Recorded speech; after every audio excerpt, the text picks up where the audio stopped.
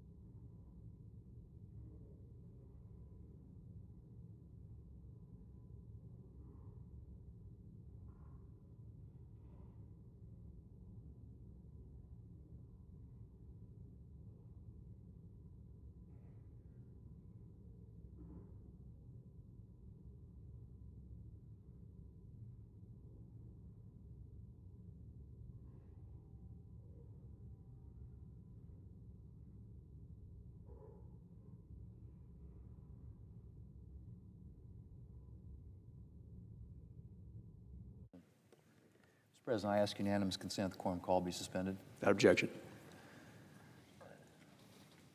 Mr. President, I'm pleased to say that the text of the continuing resolution has been released. It is a strong bipartisan piece of legislation, and I hope it will receive overwhelming support from both parties in the Senate. I'm deeply grateful to Appropriations Chair Collins for her work to produce this legislation in consultation with members of both parties. I also want to thank Senator Murray, Vice Chair of the Appropriations Committee, for her efforts to get this done. I look forward to passing this bill in the next few days.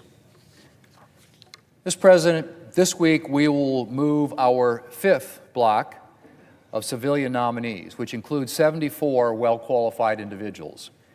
By the end of the week, we will have cleared 95% of the civilian nominees who are eligible for floor consideration. 95%. At this same point in President Trump's first term, there were 155 unconfirmed nominees on the calendar. This year, that number is on track to be about 10. It's the best confirmation track record in a quarter century. As I said, we will have confirmed 95% of the civilian nominees available for confirmation, meaning that we're doing better at this point than we were during President Obama's first term, President Trump's first term, or President Biden's. It didn't always look like we'd be able to achieve this, Mr. President. From the very beginning of his second term, Democrats met President Trump's nominees with a historic level of obstruction. And when I say historic, I do mean historic. Up until extremely recently, President Trump was the only president on record, the only president on record not to have had any civilian nominees approved by unanimous consent or voice vote. Mr. President, that used to be the standard way of approving these nominations. During President George H.W. Bush's 4 years in office and President Clinton's first 4 years, both presidents had 98% of their civilian nominees. 98%, Mr. President, confirmed through unanimous consent or voice vote. President George W. Bush and President Obama both had 90%. And then we get to President Trump's first administration. Democrats introduced an unprecedented new level of partisanship into the historically bipartisan confirmation process, forcing time-consuming votes on civilian nominees who would once have gone by unanimous consent or by voice vote. But despite this, Mr. President, despite this new level of partisanship, both President Trump in his first term and President Biden had more than half of their nominees confirmed by unanimous consent or voice vote. And then we get to President Trump's current administration. As I said, until recently, he had not had one single nominee confirmed by unanimous consent or voice vote. Zero. So the fact that we're standing here today, Mr. President, with the civilian nominations calendar about to be essentially cleared is pretty impressive. But we've been on a mission, Mr. President, to ensure that the President has his nominees in place so that he can do the job the American people elected him to do. And that included taking action to restore the Senate tradition of en bloc confirmation of largely non-controversial nominees. And most of all, Mr. President, it included putting in the work. Lots of work in committees, lots of work on the floor, and lots of votes. Lots and lots of votes. And it's paid off. We confirmed 52 Article III judges. 91% of the U.S. attorneys have made it out of committee this Congress. 23 cabinet members, and the list goes on. And we're going to continue to ensure that nominees are confirmed in a timely fashion and that the President is able to have his team in place. Mr. President, I yield the floor, and I suggest the absence of a quorum. Clerk will call the roll. Ms. Alsobrooks.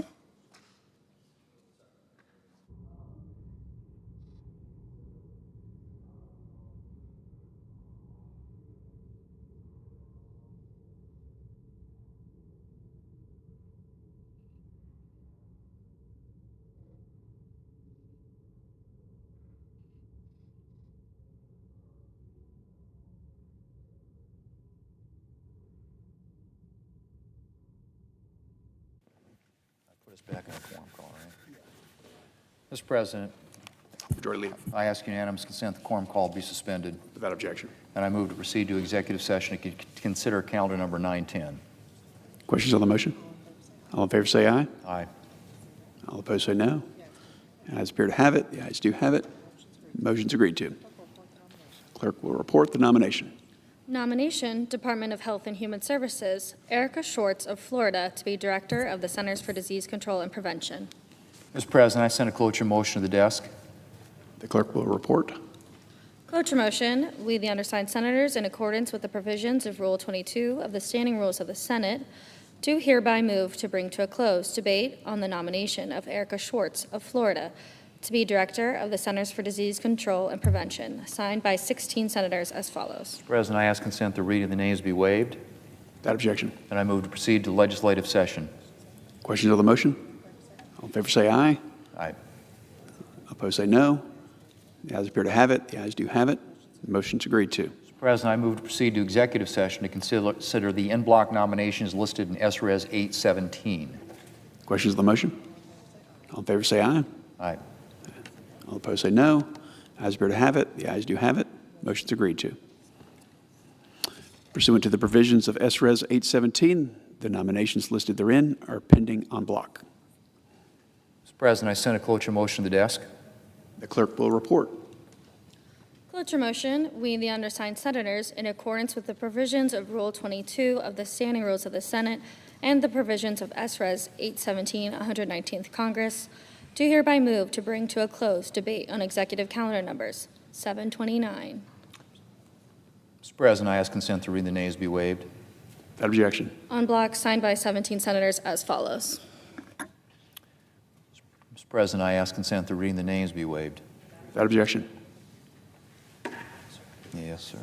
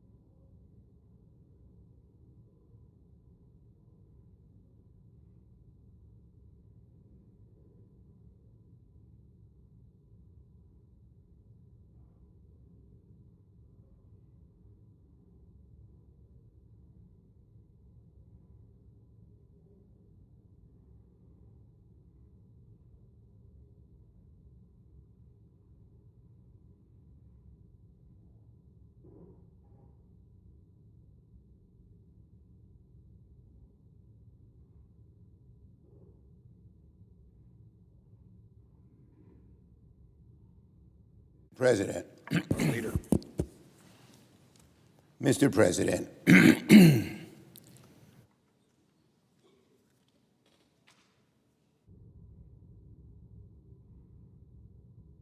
make no mistake, Todd Blanche has no intention of stopping Trump's corruption.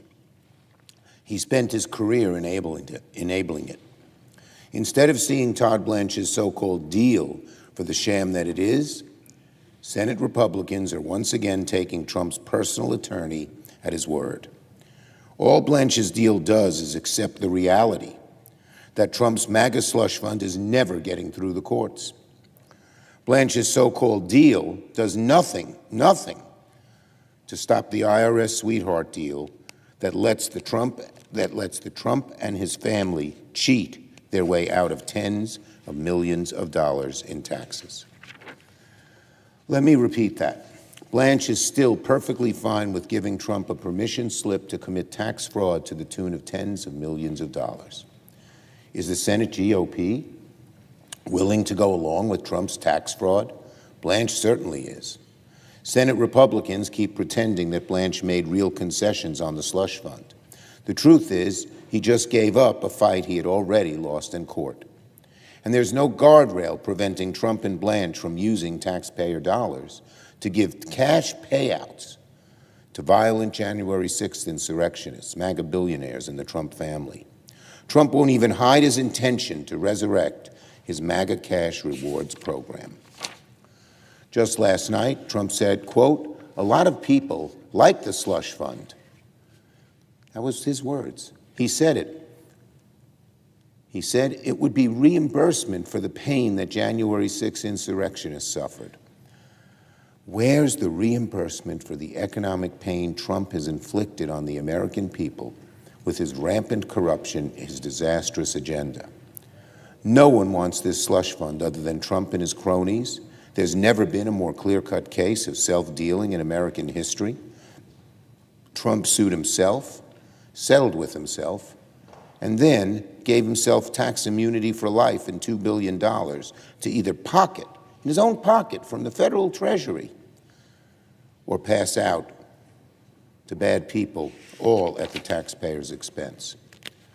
Senate Republicans, if you truly care about ending this corruption, then work with us to ban it by law. Don't put the architect of Trump's grifts in charge of the Department of Justice.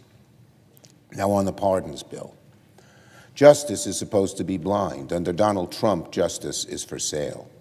Today I'm introducing legislation with Senators Blumenthal, Hirono, Cortez Masto, and Schiff to stop Trump from abusing his pardon power for personal gain.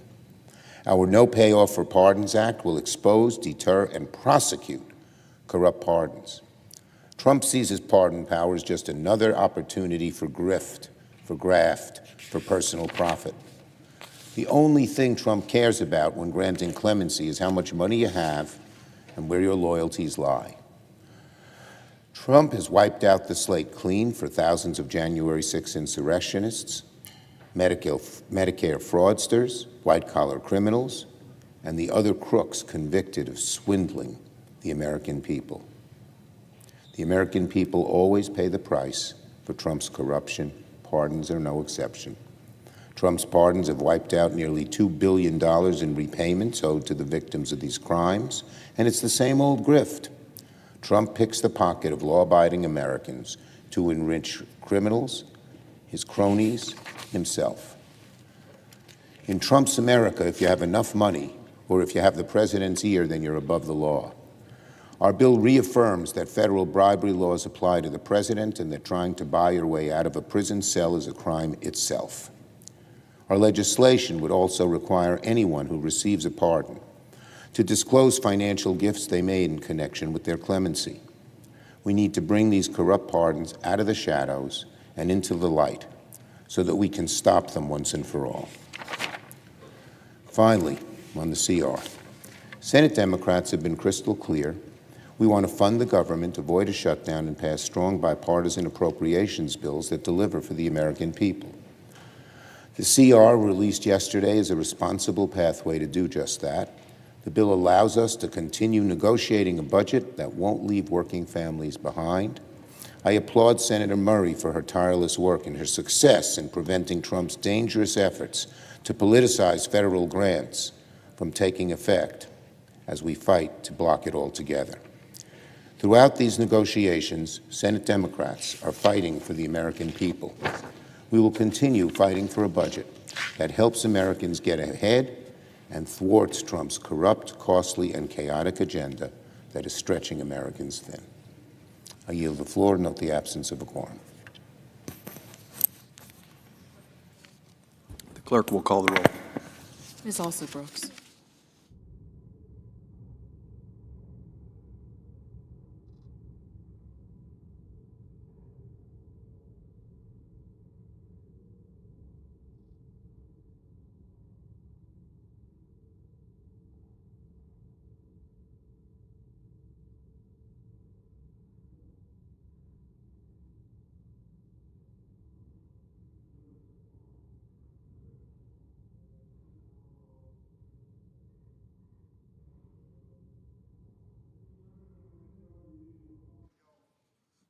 I remember a time in my childhood when one of my friends didn't show up for school.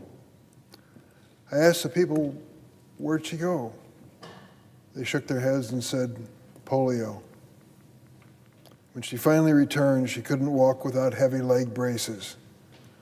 I'll never forget the agony I saw in her eyes. Sadly, in my childhood, that story was common. For decades, a kid could go to school healthy and be paralyzed before the end of the day. But suddenly it all changed. Dr. Jonas Salk created the polio vaccine. Dr. Sabin came up with a form that didn't require a needle. By 1979, polio was eradicated in America. A disease that would strike fear in the hearts of everyone was a distant memory. Mr. President, I think there's a special place in history reserved for researchers and scientists like Dr. Salk and Dr. Sabin, who devoted their lives to saving others. People like Norman Borlaug, Edward Jenner, Madame Marie Curie, and Albert Calmette. But there's another person whose name could be on that list as well, someone who has saved millions of lives, both in America and around the world, through his lifetime of public service. His name, Dr. Anthony Fauci. Dr. Fauci worked for the National Institutes of Health for 54 years, 38 of which he served as director of the National Institute of Allergy and Infectious Diseases. He has advised 7 presidents of both parties and seen our nation through countless public health crises, from SARS to avian flu, swine flu, Zika, Ebola, and on and on.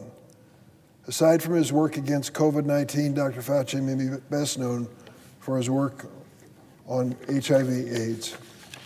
Dr. Fauci's tireless efforts on HIV/AIDS, both domestically and worldwide, through the creation of PEPFAR, President's Emergency Plan for AIDS Relief, is the main reason why this horrible disease is no longer a death sentence. In recognition of his achievement, Dr. Fauci was awarded the Presidential Medal of Freedom in 2008, our nation's highest civilian honor, from then President George W. Bush. Dr. Fauci is an example of American excellence, a brilliant scientific mind, and yet the Republican Party has chosen to make this doctor, who saved countless lives, a political target.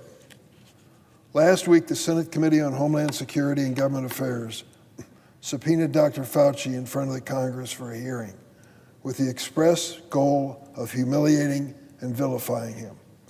For nearly 3 hours, my Republican colleagues berated, cursed, and insulted a man who has dedicated his life to protecting the health of American families.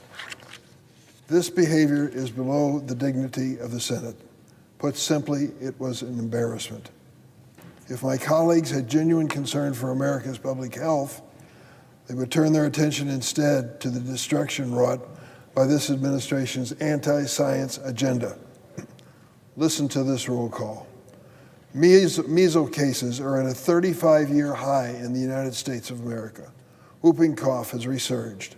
Our response to the hantavirus and cyclospore outbreaks has been abysmal, and hundreds of thousands of people have died due to the administration's vaccine skepticism and public health cuts.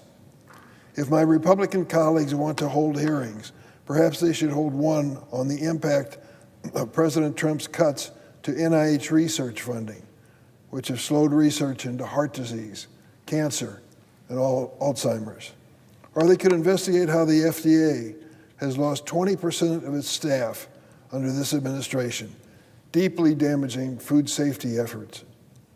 If they were truly concerned for America's health, they would hold hearings on the fact that ACA premiums are doubling for many families across the United States because of the Republicans' big, beautiful bill. These are the real health crises of the day, all entirely of this administration's own making. But my Republican Senate colleagues have chosen to ignore real life and death issues to relitigate COVID conspiracy theories, not in an effort to learn what might have gone wrong or how to prepare for the next pandemic, but instead to try and tear down a man who's devoted his entire life to lifting others up. Dr. Fauci deserves an apology for the way he was treated by my colleagues, and the American people deserve better than the pitiful display we saw in the Senate last Wednesday. Now, Mr. President, I have a statement I'd ask consent to put in a separate place in the record. Mr. President, across Illinois, families are opening up their mail and confronting a painful reality. Health care is becoming very difficult to afford. For millions of Americans who buy their own insurance through the Affordable Care Act, the problem became much worse this year after the Republicans on the other side of the aisle allowed enhanced premium tax credits to expire. These credits help working families afford coverage, especially people who do not get health insurance through their employer, including small business owners, independent contractors, and farmers. The average monthly premium for people buying coverage for the ACA Marketplace health insurance increased by 58% this year alone. And many Americans have been forced to switch to plans with higher deductibles just to keep their monthly premium within reach. Others have dropped health insurance altogether. ACA enrollment in my state dropped by 15% because premium costs pushed my constituents out. For farmers, this healthcare affordability crisis is particularly painful. Farming is not a 9-to-5 job with a benefits package. Many farmers are self-employed. At the same time, President Trump's war in Iran and reckless tariffs, a version of which he reinstated last week after the Supreme Court struck down his batch of effort, are squeezing American farmers and farmers in Illinois. The cost of diesel fuel, fertilizer, and equipment have all skyrocketed. Now, health insurance is added to the list. National Public Radio in Illinois recently told the story of Ben and Paula Steffen, lifelong farmers in Nebraska. Last year, they paid $13,000 annually for health insurance after receiving support from Obamacare, ACA's enhanced premium tax credit. This year, after congressional Republicans refused to extend those tax credits, the Steffens can expect to pay $32,000 annually for coverage, more than double the $13,000 they paid last year. They moved to one of the cheapest plans available. It still carries a $7,200 deductible. It's not just the Steffens in Nebraska. I heard directly from farmers in Illinois who report the same or similar health insurance price hikes. Ben is a farmer from McLean County, self-employed, buys health insurance for himself and his family and their daughter. He told me his family is healthy, but their health insurance now costs $1,458 each month. That's nearly $17,500 annually, just in premiums.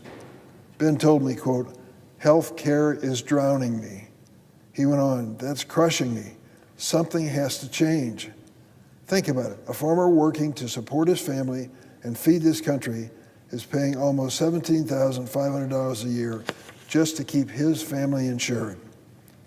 Yet instead of lowering these costs, President Trump and congressional Republicans have spent the past year making the problem much worse.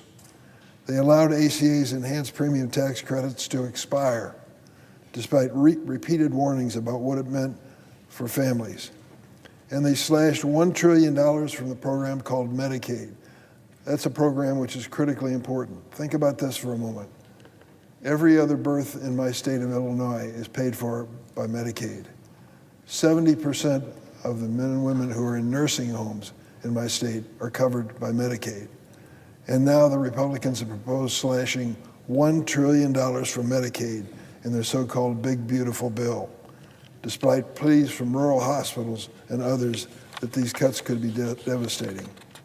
Rural hospitals are the economic engines of many rural communities, the biggest employer, one of the most important businesses in town. They operate on razor-thin margins and serve a larger share of patients who are uninsured or covered through public programs. As more people lose coverage, rural hospitals and clinics face even greater pressure to cut services. I've seen it happen in downstate Illinois. Hospitals in some of the larger towns have announced that they're no longer going to provide OBGYN services, as an example. For a farmer who may already live miles from the nearest hospital, losing that local hospital or a local clinic, a maternity ward or emergency department can literally be a matter of life or death.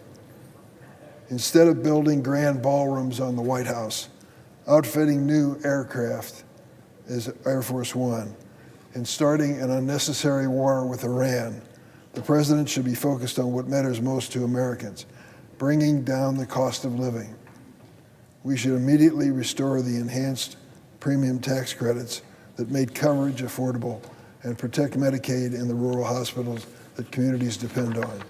We should also be working together to lower healthcare costs, not forcing farm families or other families like Ben's to shoulder thousands more in cost each year. Ben told me, quote, "Something has to change." He's right. In less than 100 days, he'll have his chance to speak as an American about the future and whether we can put up with what we've seen so far. Senate Democrats will keep fighting to make quality health care more affordable and accessible for all, including the farmers, rural communities, and working families across Illinois and America. Mr. President, I yield the floor.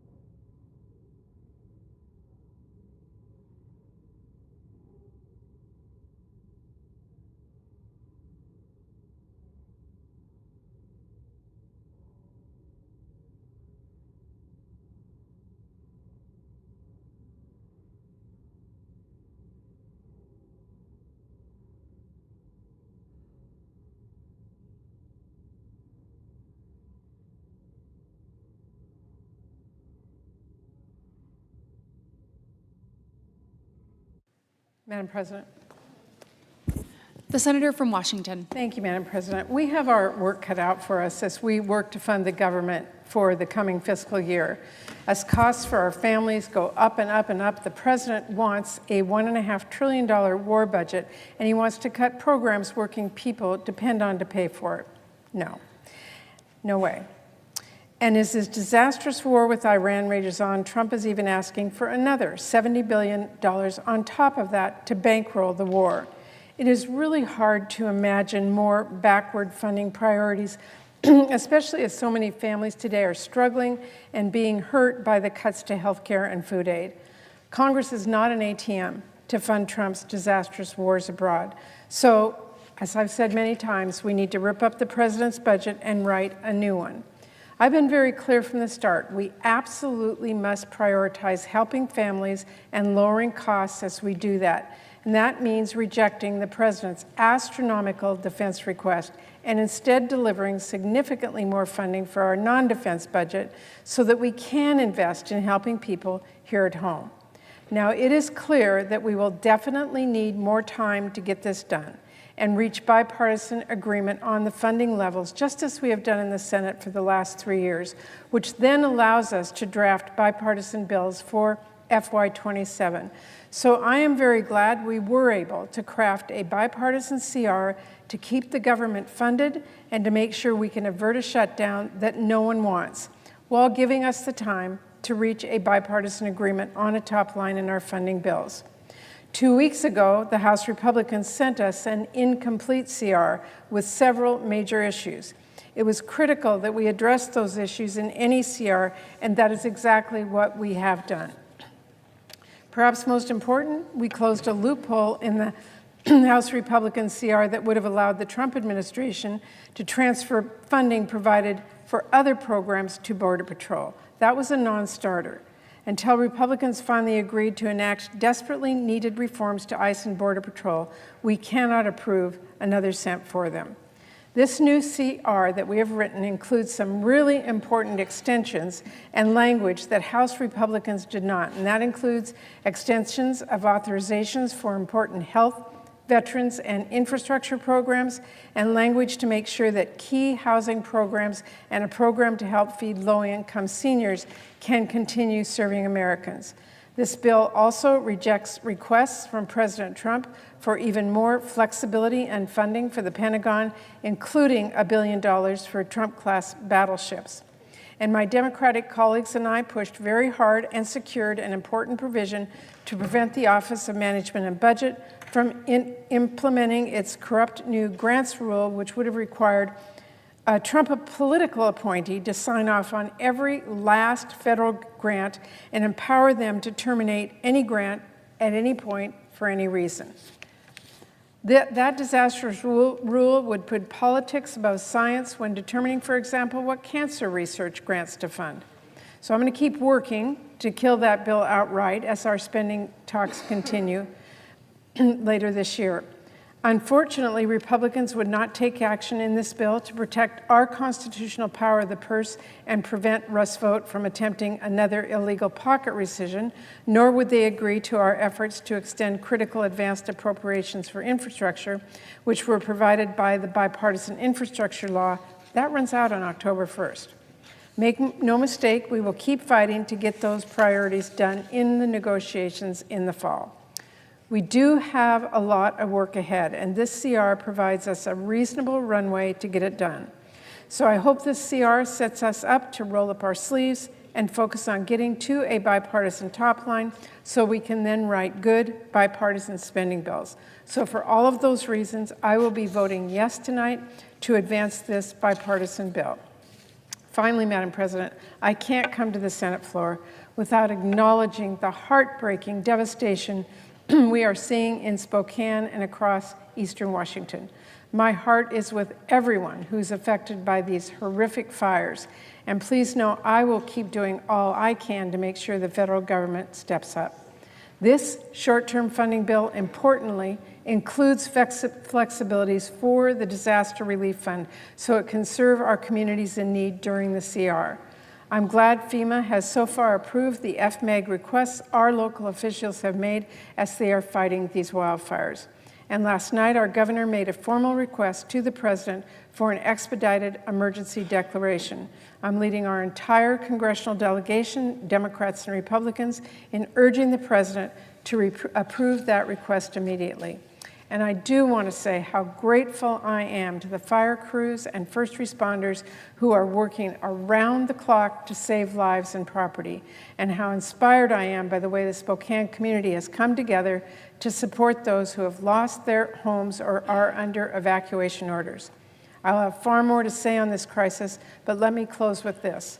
As the Vice Chair of the Appropriations Committee and a voice for Spokane here in the United States Senate, I will do everything in my power to make certain Eastern Washington gets every cent they need to fight these horrific fires and to rebuild and recover over the long term.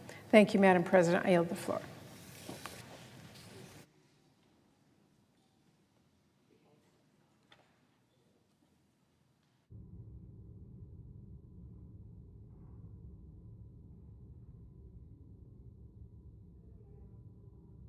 The clerk will call the roll. Ms. Elsa-Brooks.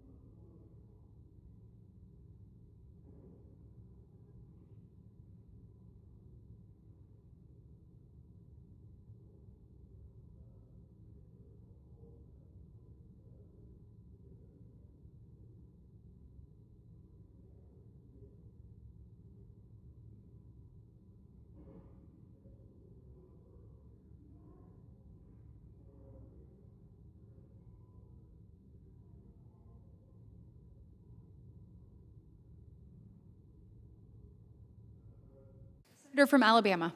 I'd like to officiate the quorum. Without objection. I ask unanimous consent to waive the mandatory quorum call with respect to the cloture motion on the motion to proceed to H.R. 6500. Without objection. The clerk will report the motion to invoke cloture. Cloture motion, we, the undersigned senators, in accordance with the provisions of Rule 22 of the Standing Rules of the Senate, do hereby move to bring to a close debate on the motion to proceed to calendar number 320, H.R. 6500, an act to extend duty-free treatment provided with respect to imports from certain countries in Africa under the African Growth and Opportunity Act to extend custom user fees and for other purposes, signed by 17 senators. Under the previous order, the mandatory quorum call under Rule 22 has been waived. The question is it the sense of the Senate that a debate on the motion to proceed to H.R. 6500, an act to extend duty-free treatment provided with respect to imports from certain countries in Africa under the African Growth and Opportunity Act to extend custom user fees and for other purposes shall be brought to a close? The yeas and nays are mandatory under the rule. The clerk will call the roll. Ms. Alsa-Brooks, Mr. Armstrong, Ms. Baldwin, Mr. Banks, Mr. Barrasso, Mr. Bennett, Mrs. Blackburn, Mr. Blumenthal, Ms. Blunt-Rochester, Mr. Booker, Mr. Bozeman, Mrs. Brett. Aye.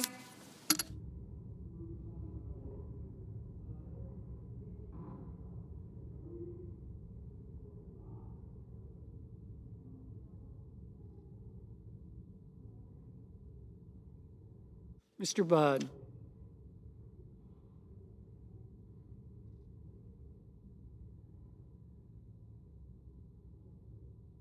Ms. Cantwell.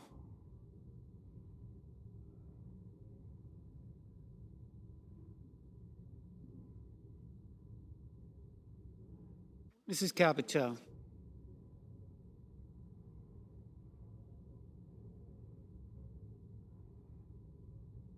Mr. Cassidy. Ms. Collins. Mr. Coons. Mr. Cornyn. Ms. Cortez Masto. Mr. Cotton.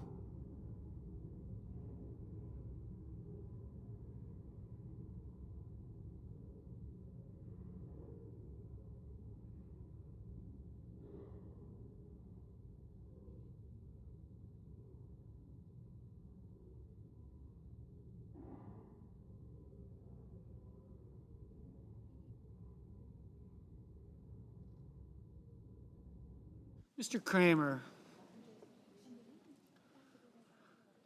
Mr. Crapo. Mr. Cruz.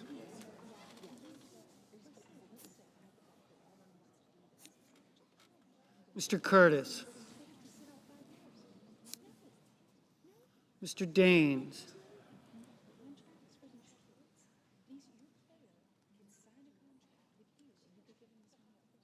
Ms. Duckworth.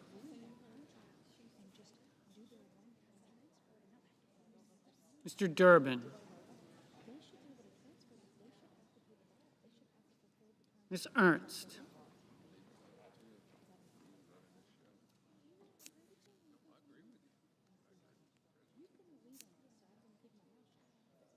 Mr. Fetterman.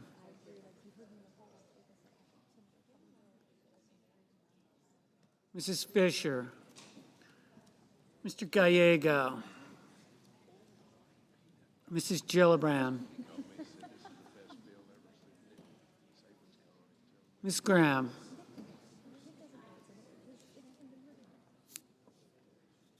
Mr. Grassley.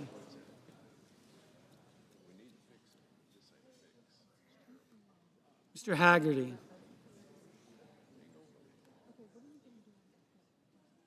Ms. Hassan.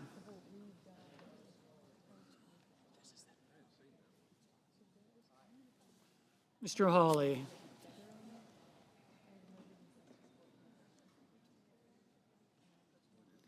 Mr. Heinrich.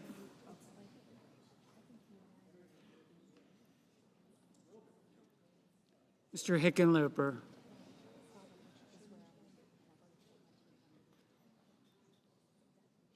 Mr. Rono.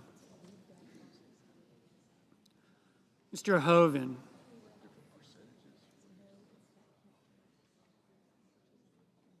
Mr. Husted.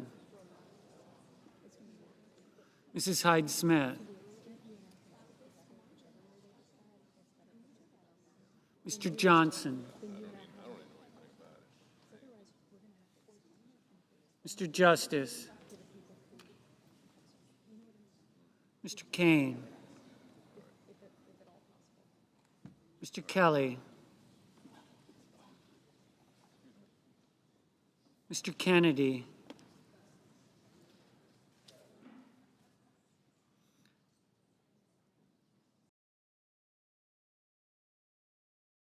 Mr. Kim. Mr. King. Ms. Klobuchar. Mr. Langford. Mr. Lee.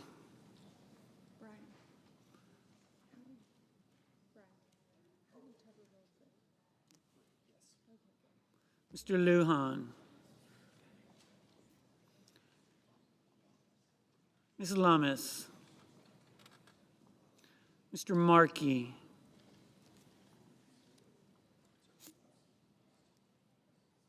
Mr. Marshall. Mr. McConnell. Mr. McCormick. Mr. Merkley. Mrs. Moody. Mr. Moran. Mr. Moreno.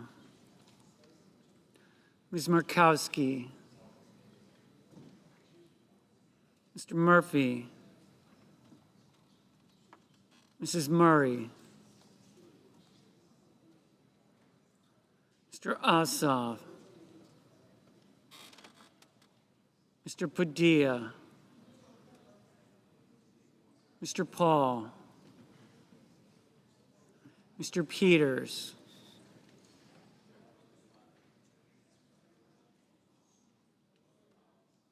Mr. Reed, Mr. Ricketts, Mr. Risch,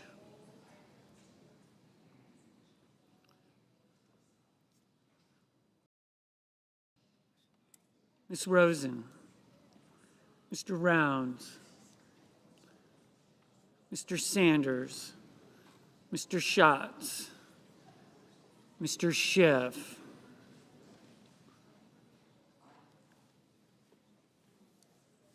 Mr. Schmidt,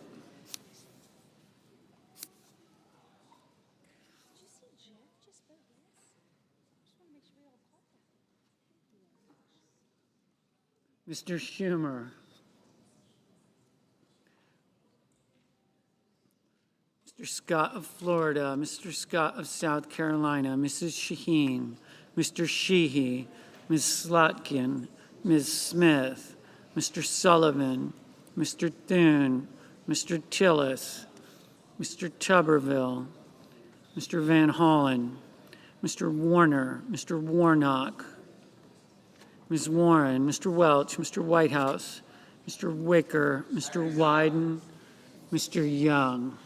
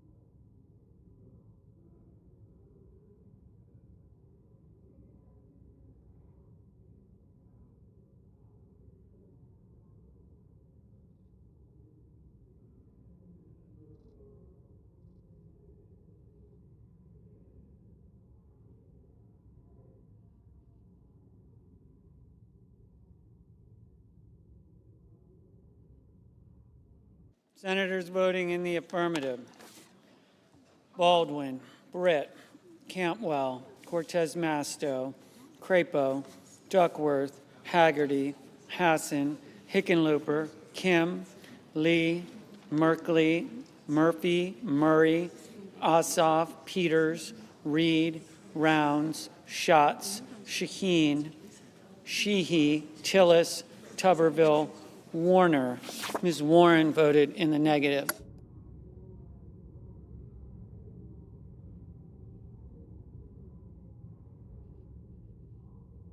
Mr. Kramer. Mr. Kramer, aye.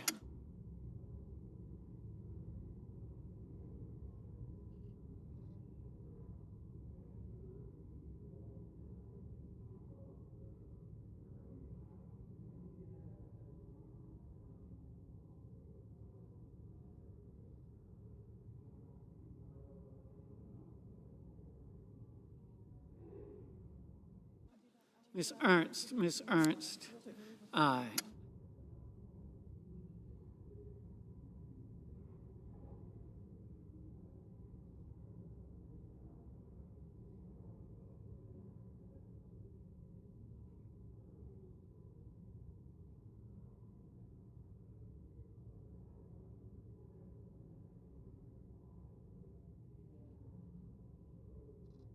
Mr. Durbin, aye.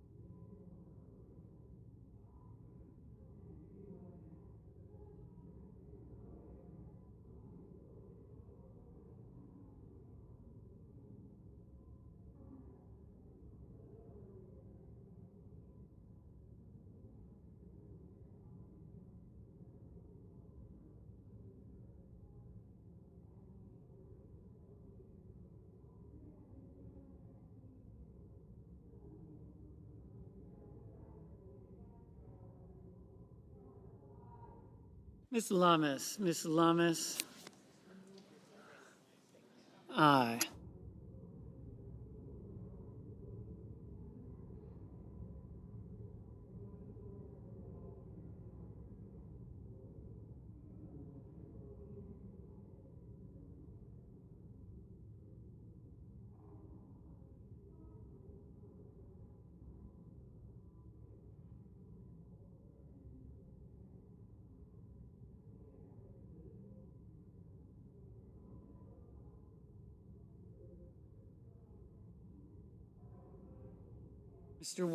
Mr. Wyden, aye. Ms. Klobuchar, aye.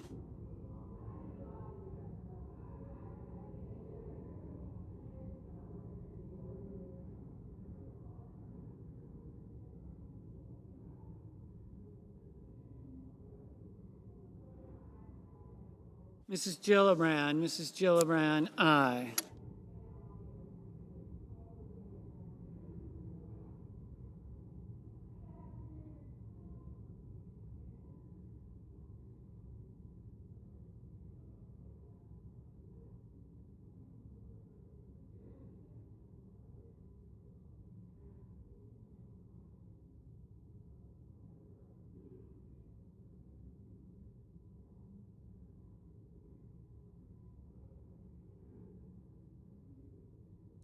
Mr. Marshall, aye.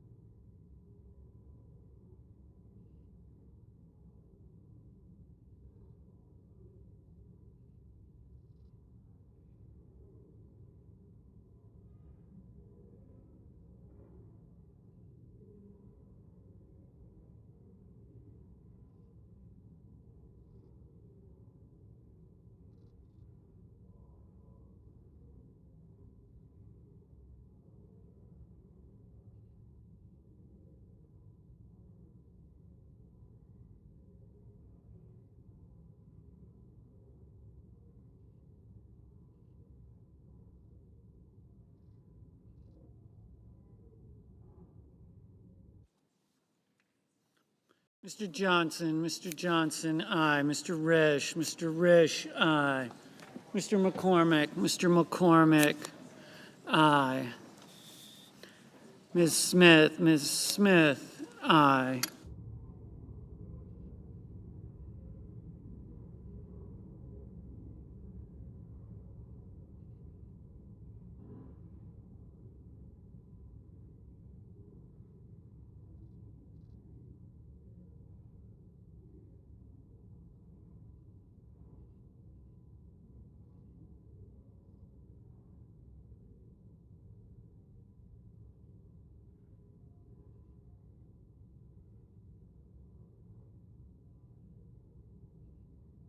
Mr. Armstrong, aye.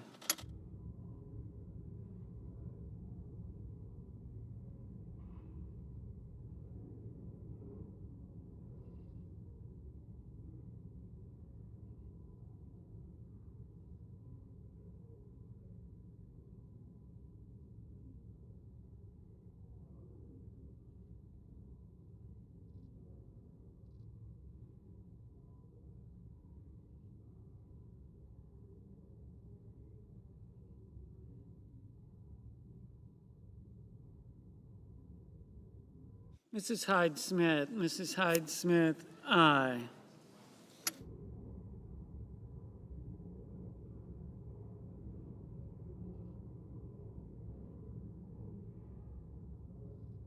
Mr. Ricketts, aye.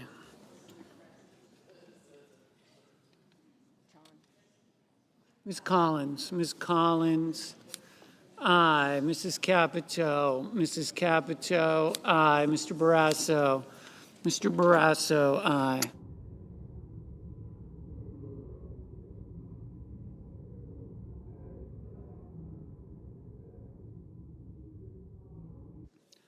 Mr. Daines, aye.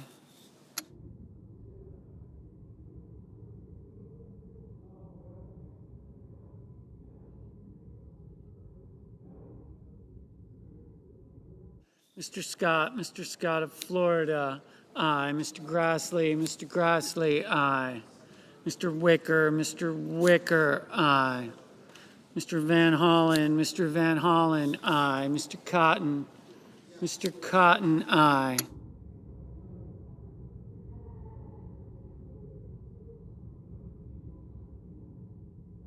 Mr. Schumer, aye. Mr. Banks, aye.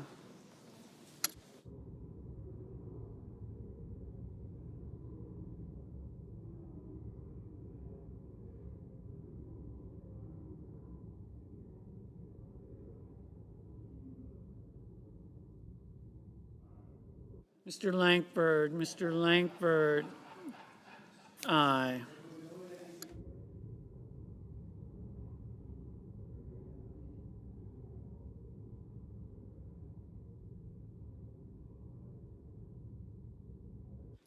Mrs. Moody, aye.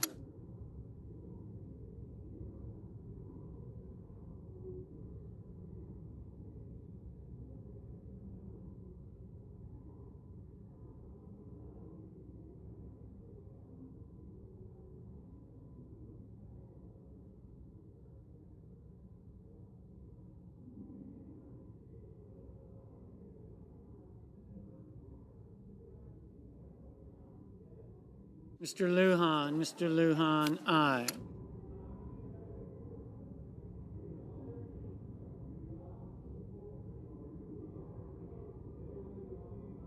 Mr. Hawley, aye. Mr. Cornyn, aye. Mr. Schmidt, aye.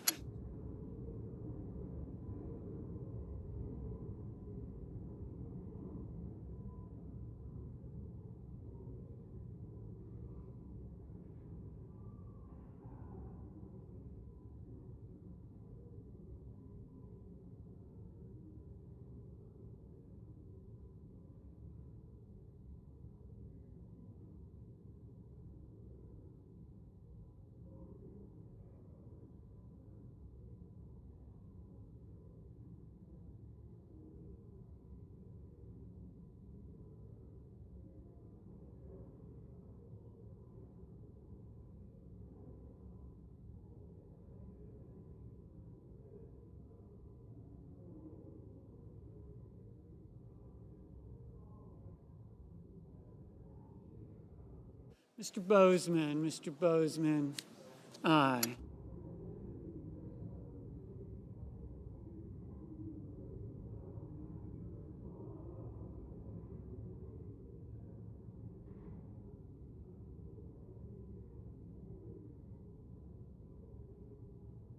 Mr. Scott of South Carolina, aye. Mr. Budd, aye.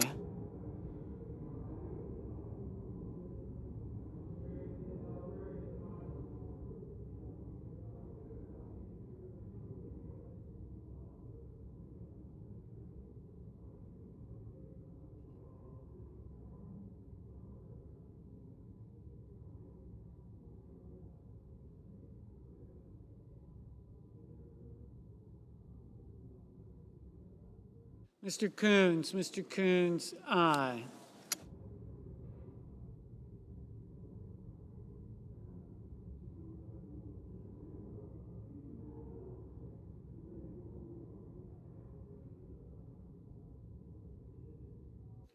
Mr. Curtis, aye.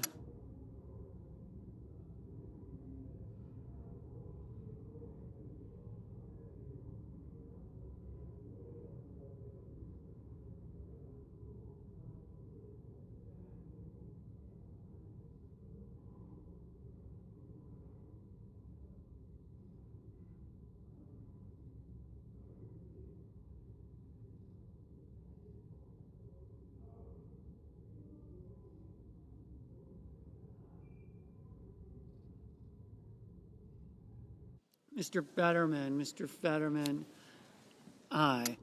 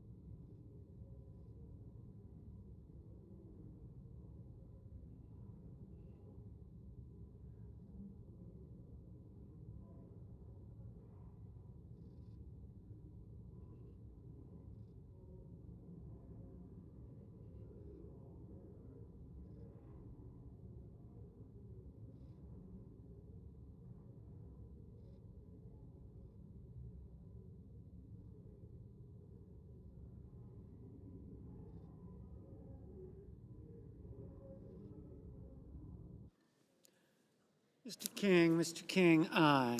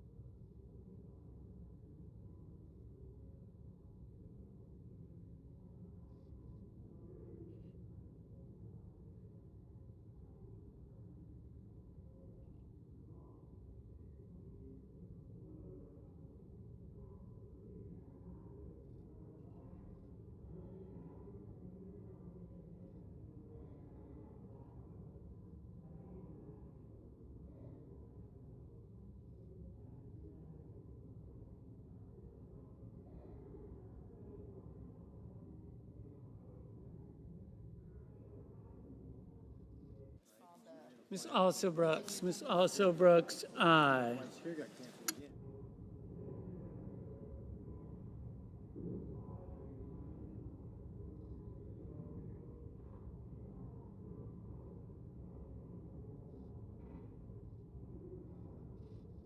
Mr. Bennett. Mr. Bennett, aye.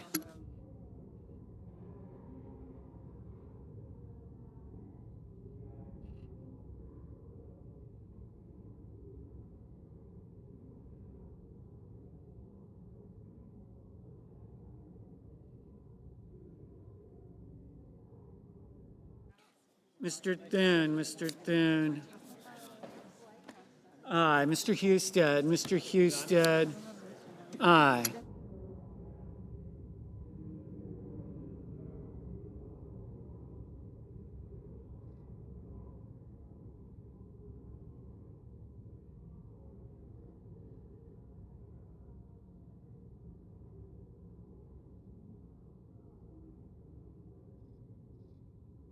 Mr. Gallego. Mr. Gallego, aye.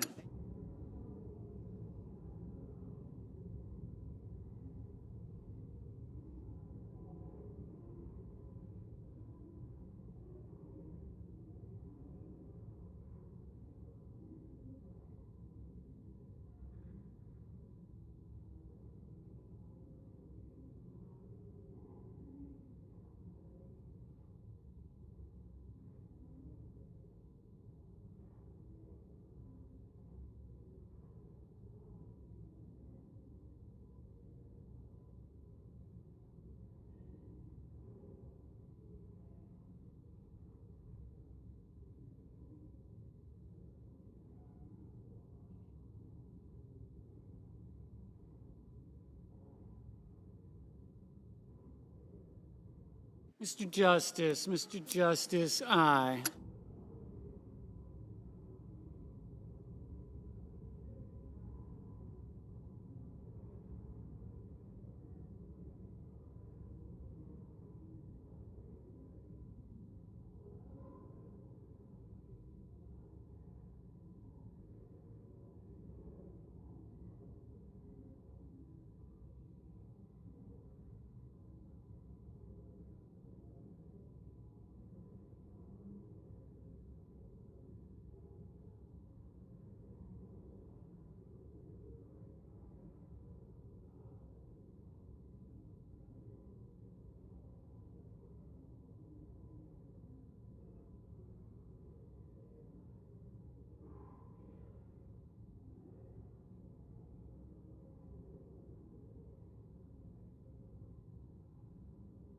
Ms. Hirono. Ms. Hirono, aye.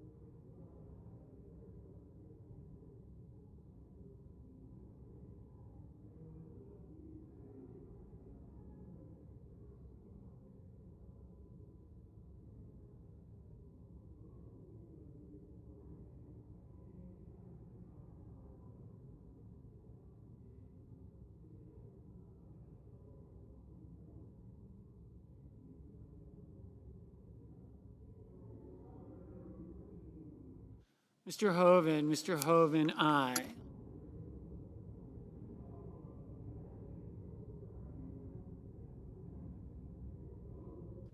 Mrs. Fisher. Mrs. Fisher, aye.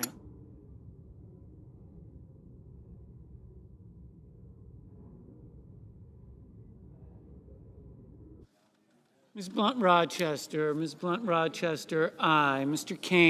Kane, no.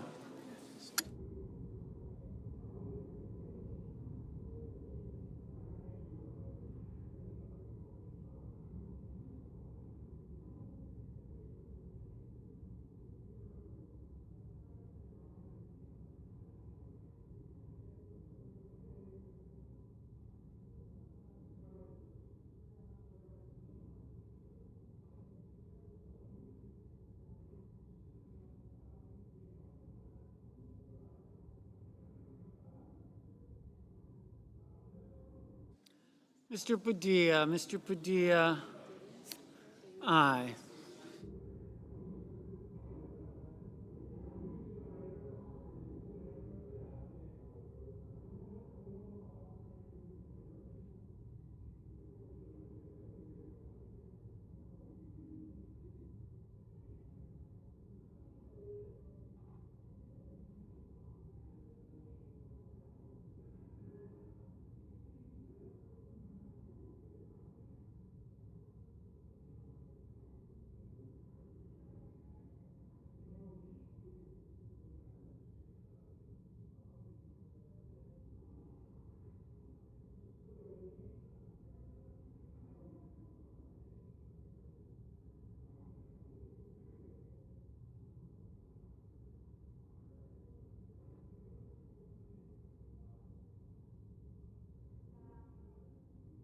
Mr.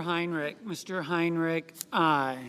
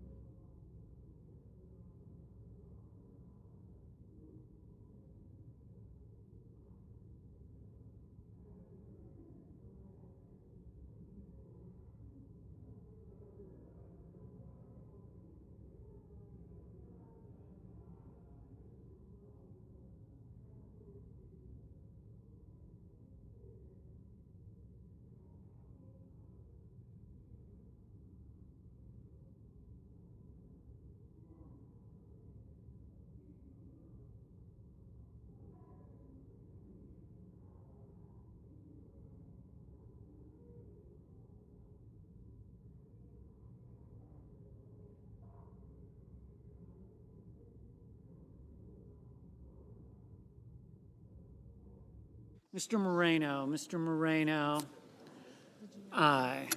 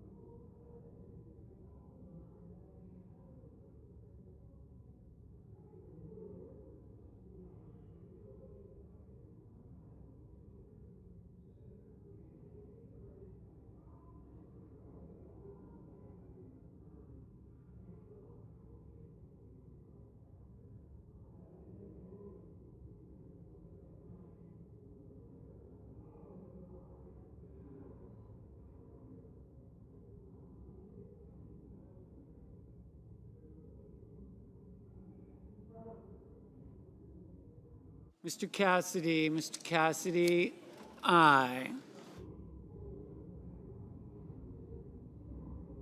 Mr. Sullivan, aye.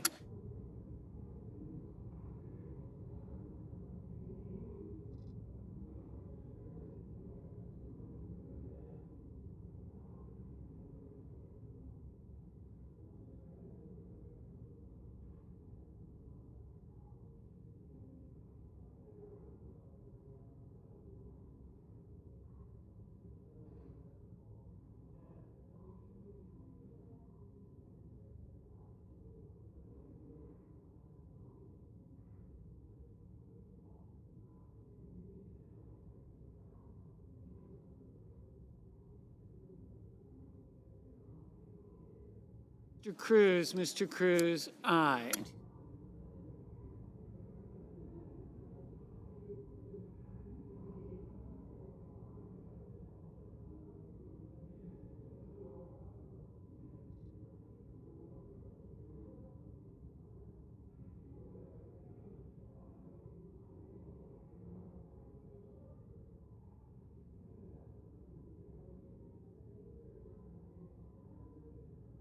Mr. Blumenthal, aye.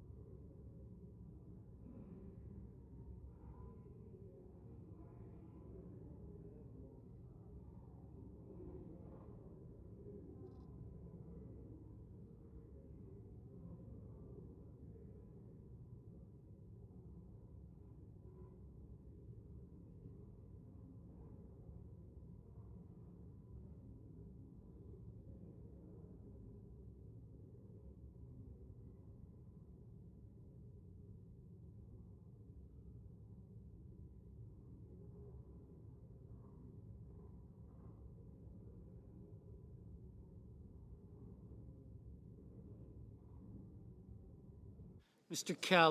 Kelly, aye.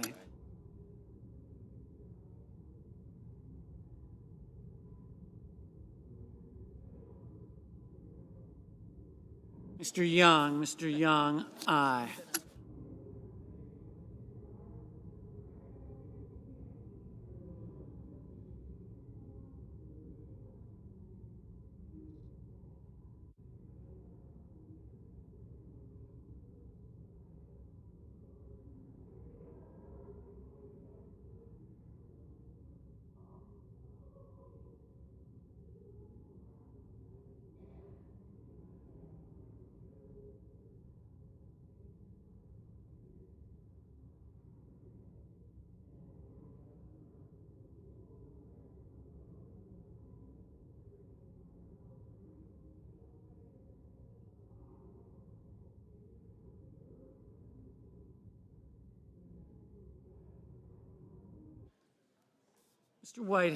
Mr. Whitehouse, aye.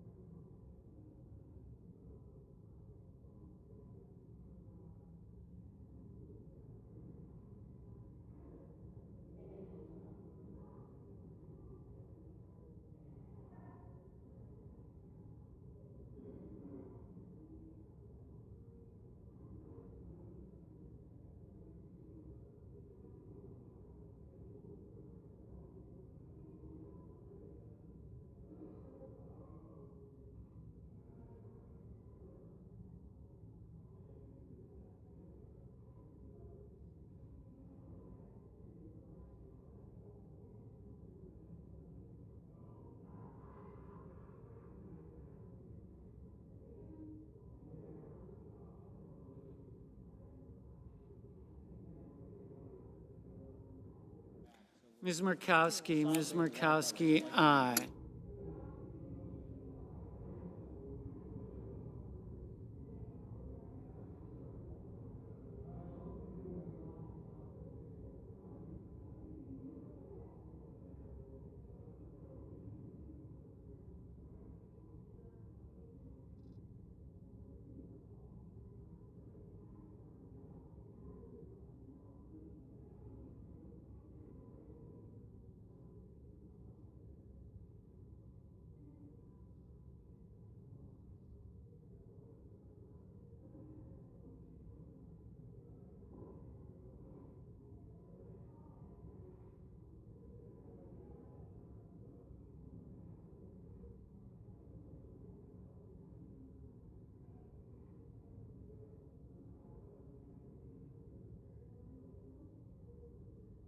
Mr. Schiff, aye.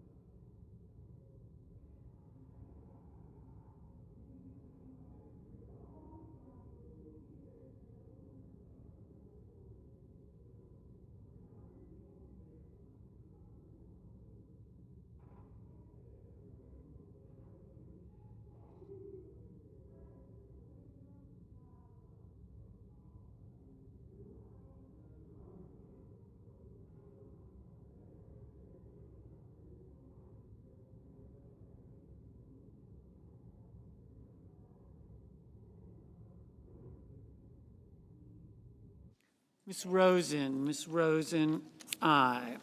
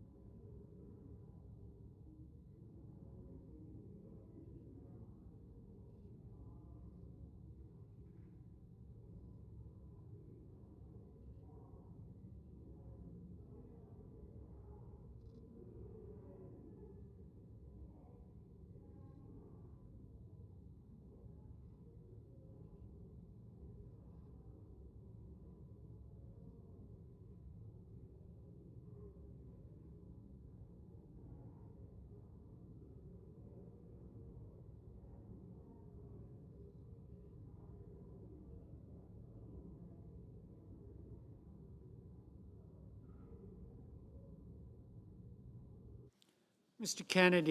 Kennedy, aye.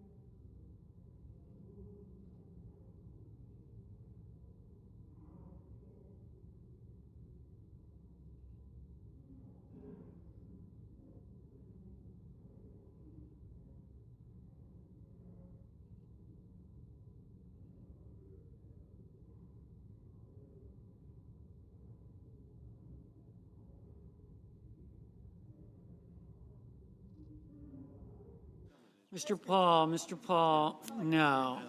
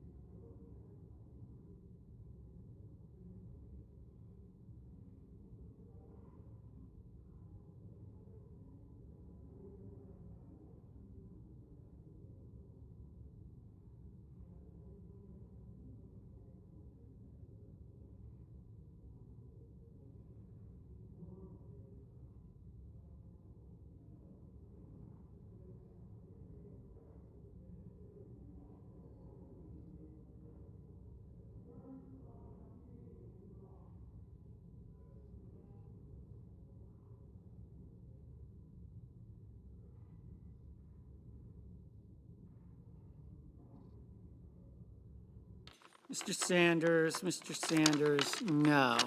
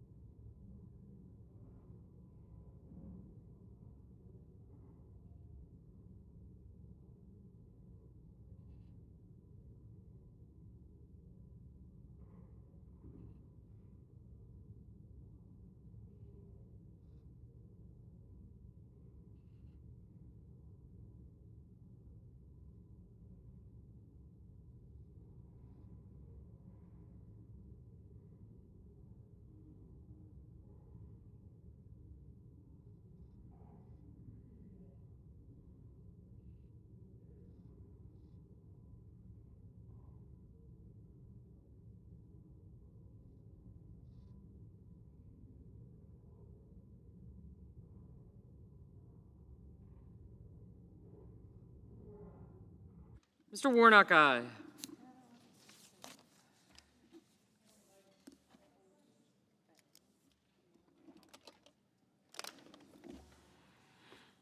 Okay. Ms. Graham. Oop.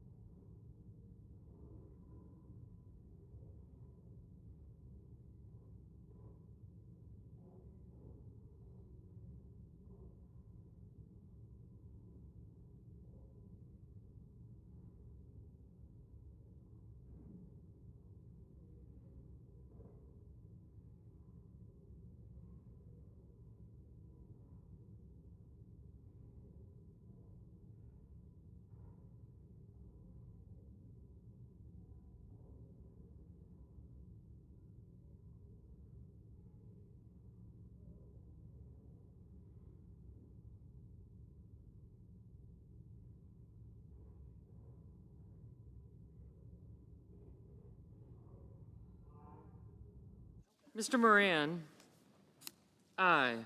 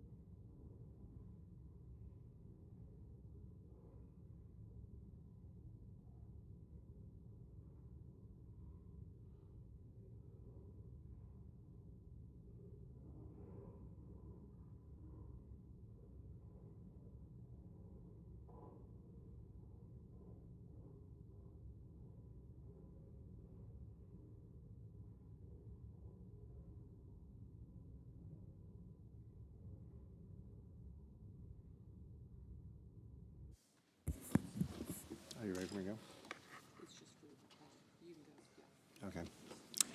On this vote, the yeas are 89 and the nays are 4. 3/5 of the senators duly chosen and sworn having voted in the affirmative, the motion is agreed to.